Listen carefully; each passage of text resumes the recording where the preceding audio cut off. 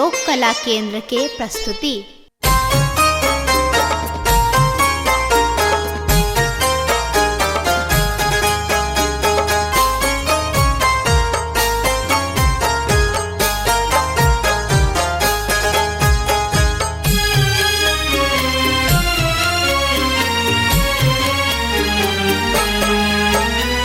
जनमल राम चारू भैया हो रामा चैत महीन माँ।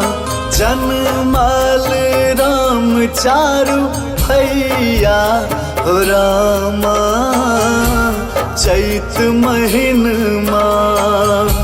चैत महीन माँ, चैत महीन माँ, चैत महीन माँ, चैत महीन माँ। जनमल राम चारू भैया हो रामा चैत महीन माँ। जनमल राम चारू भैया हो रामा चैत महीन माँ।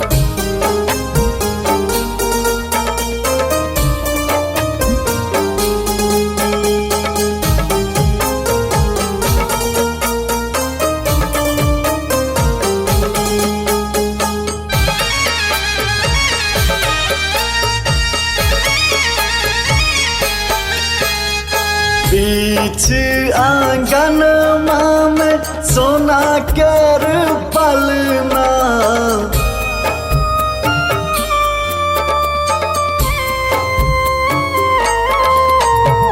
बीच आंगन में सोना कर पलना।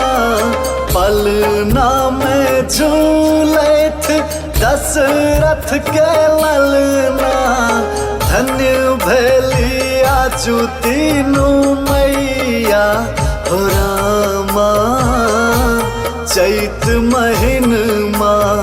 जनमल राम चारू भैया हो रामा चैत महीन माँ।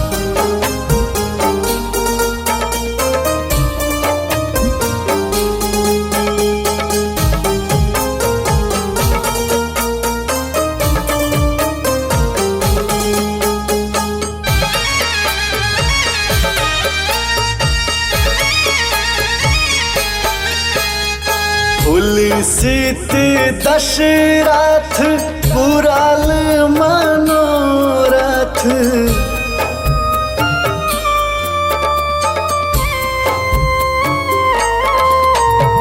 तुलसीत दशरथ पुराल मनोरथ।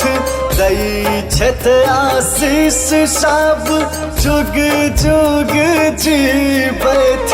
भावना मगन अंगन हो रामा चैत महीन